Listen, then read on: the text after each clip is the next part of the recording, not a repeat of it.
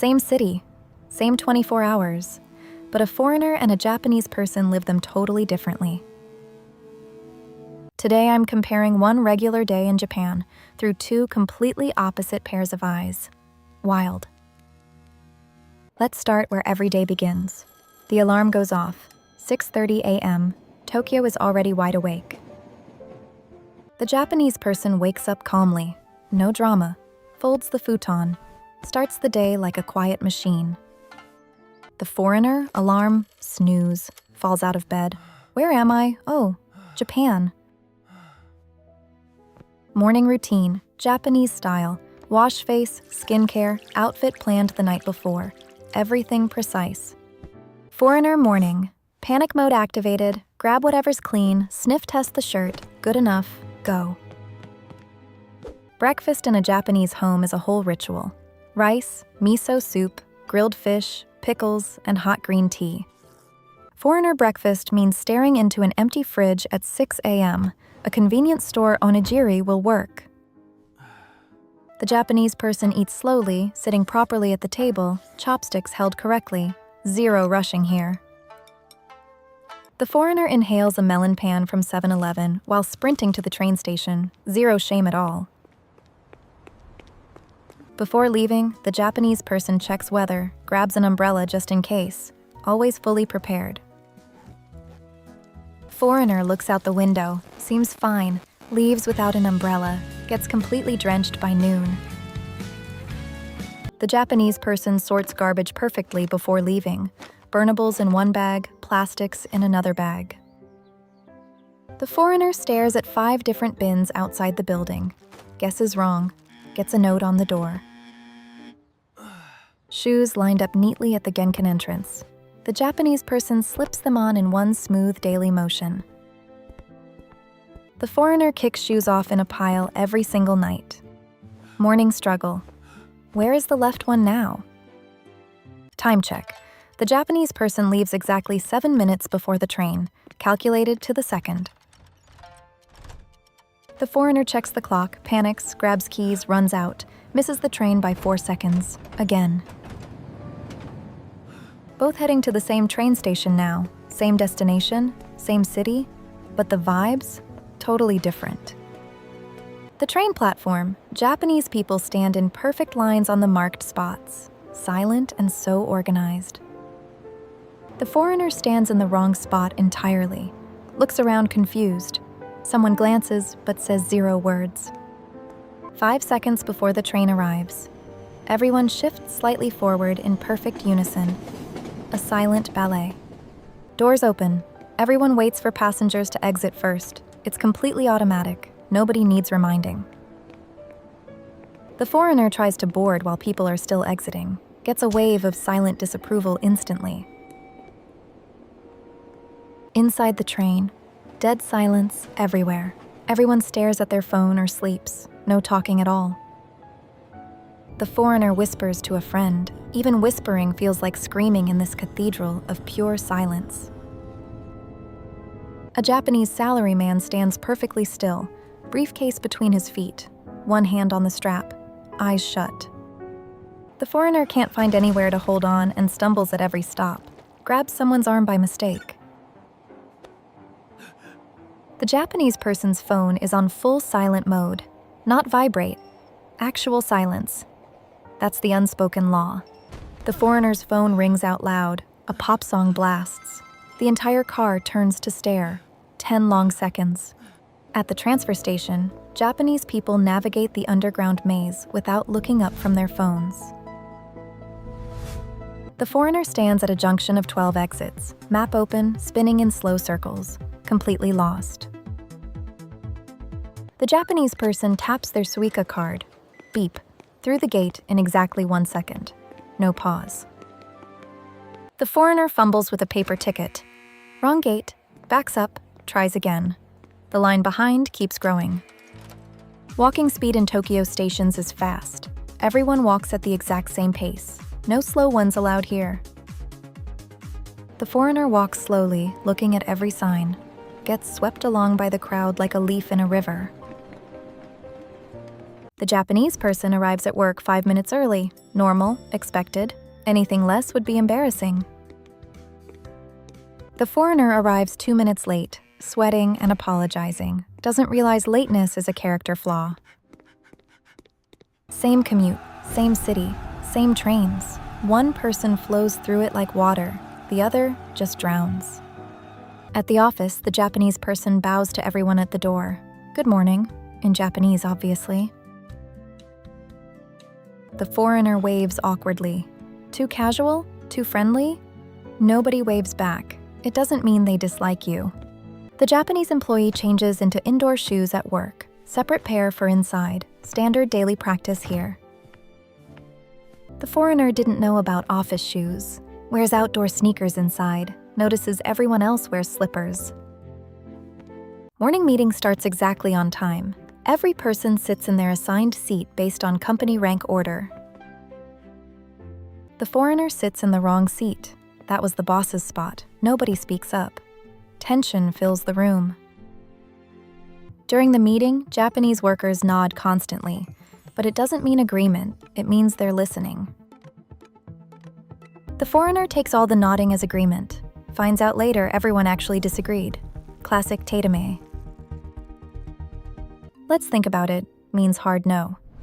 That's interesting means absolutely not. The foreigner learns slowly.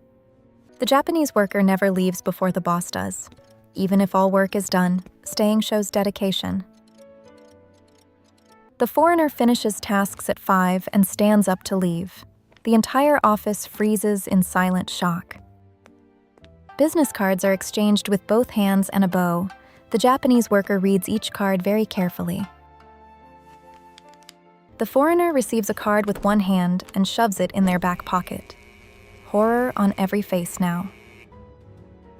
Phone calls at desks are quiet, brief, and professional. The Japanese worker cups the phone and whispers low. The foreigner talks at full volume on the phone. Colleagues shift uncomfortably in their seats. Nobody speaks.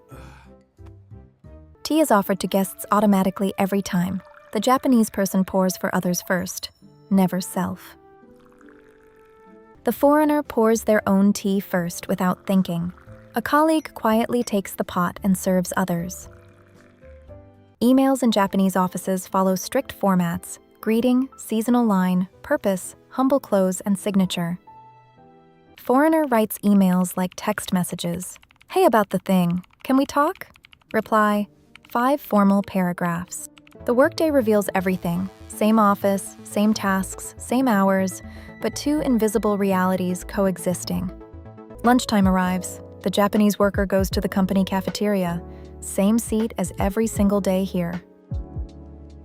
The foreigner wants to explore, finds a random ramen shop nearby, walks in and sees a strange ticket machine. Many ramen shops in Japan use vending machines at the entrance. You order and pay before sitting down. The foreigner stares at the machine, all in Japanese, presses random buttons, gets something totally unexpected. The Japanese person slurps ramen loudly. That's expected here. Slurping means the food is delicious and hot. The foreigner eats quietly, trying to be polite. The chef glances over. Silence means something might be wrong. After eating, the Japanese person says "Gochisusama deshita" to the chef, a thank you ritual for the meal. The foreigner just leaves without a word, doesn't know the custom. The chef watches the door close silently. At the convenience store, the Japanese person navigates like a pro, exact coins ready before the register. The foreigner holds up the line counting unfamiliar coins. The cashier waits with perfect patience. No rush. Money goes in the small tray at the register, not handed directly to the cashier. Foreigner didn't know. The Japanese person bows slightly to the clerk and leaves. 30 seconds total. Maximum efficiency demonstrated. The foreigner tries to unwrap the perfect packaging of a convenience store onigiri. Fails badly 3 times. Lunch break often means a quick nap at the desk in Japan. Head down, lights dimmed. Perfectly normal here. The foreigner sees everyone sleeping at their desks and panics. thinks something is wrong, tries waking people. They're power napping. At the office? Yes, it shows you worked hard enough to need rest.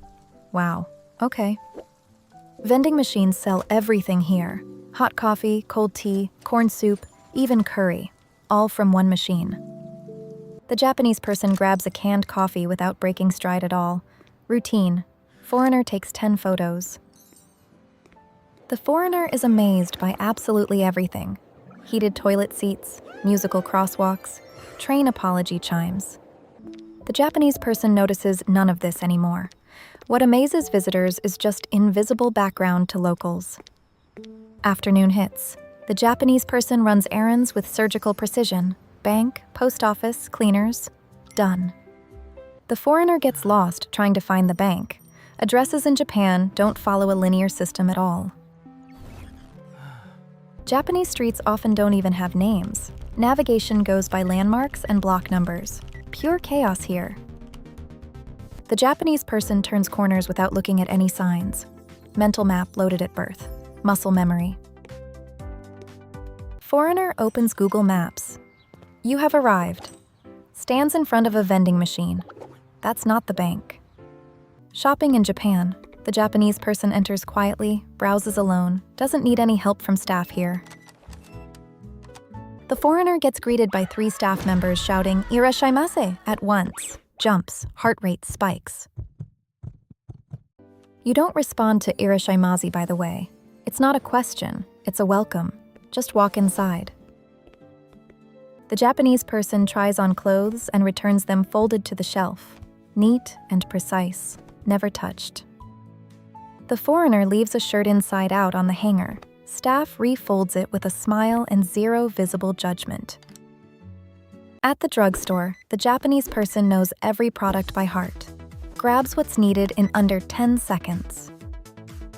The foreigner is overwhelmed by 15 types of eye drops, picks one with cute packaging, hopes it works.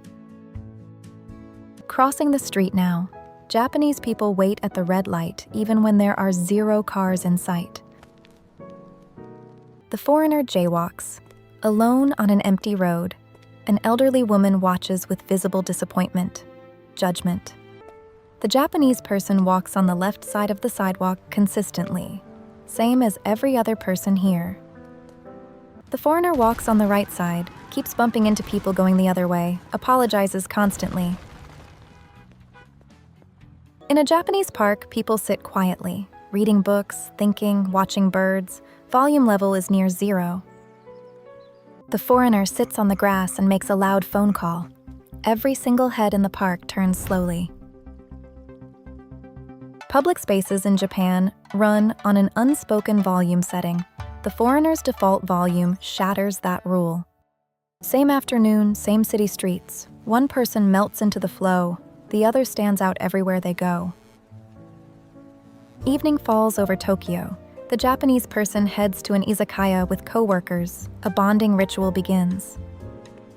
The foreigner tags along to dinner, sits at the table, doesn't know you must pour drinks for other people. Kanpai! Everyone raises their glass at the exact same moment. The foreigner raises theirs 3 seconds late. The Japanese person pours beer for the boss first, then seniors, then peers. Hierarchy flows in every glass. The foreigner pours their own drink first, reaches for food immediately. Nobody says a word, but all notice. At the izakaya entrance, shoes come off. The Japanese person slides theirs neatly into a locker right away. The bill arrives. In Japan, splitting evenly is normal, regardless of who actually ate or drank the most. The foreigner suggests paying only for what they ordered. An awkward pause. That's just not how it works here. After dinner, the Japanese person bows goodbye to each colleague one by one. Proper farewells take minutes. The foreigner waves and says, "Bye," once to the whole group and walks off immediately. Way too casual here. Walking home at night, Tokyo streets feel incredibly safe. The Japanese person walks without any worry at all. The foreigner is stunned. No graffiti, no litter, no yelling, just quiet streets and glowing vending machines. Late night konbini stop. The Japanese person grabs a rice ball and a drink in 10 seconds flat. Routine. The foreigner discovers egg sandwiches at the convenience store. Life-changing moment. Takes 15 photos of them. The Japanese person nods to the clerk and exits. The foreigner tries to chat. The clerk follows the script. Convenience store clerks follow strict polite scripts here. Chatting isn't part of that. Friendly yet formal. On the walk home, the Japanese person notices cherry blossom petals. Seasonal awareness is second nature here. The foreigner sees the same petals and gasps. 30 photos taken, posted on social media immediately. Wow. Same cherry blossoms falling. One person feels quiet seasonal poetry, the other feels pure tourist excitement.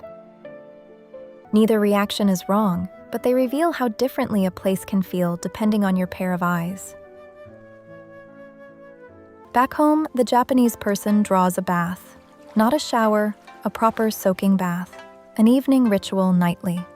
The foreigner takes a 2-minute shower and collapses on the bed, exhausted from decoding invisible rules today. The Japanese person lays out the futon, sets tomorrow's alarm, plans the outfit. Routine flows automatically. The foreigner lies in bed scrolling through photos of the day. Did I really mess up that badly today? The Japanese person doesn't think about rules at all. They're not rules, just life, automatic and invisible. The foreigner thinks about every single interaction. Each one was a puzzle that needed to be decoded slowly. Living in Japan means every gesture, every pause, every silence carries meaning that takes months to learn. But here's the beautiful thing. Japanese people appreciate when foreigners try. Effort beats perfection always. The grandmother who corrected your bow with a kind smile. The coworker who explained the chopstick rules gently. Japan doesn't reject you for being different. It asks you to respect the space you're currently standing in. The foreigner falls asleep thinking, tomorrow I'll pour the boss's drink first. I'll stand on the left side. Small changes each day, small gestures. That's how you earn your place in a country of invisible codes. One day in Japan, same city, same hours, same rain, same trains, but two completely different experiences. The Japanese person sees daily routine, the foreigner sees magic everywhere, and honestly, both views are valid. So tell me, which pair of eyes would you choose to see Japan through?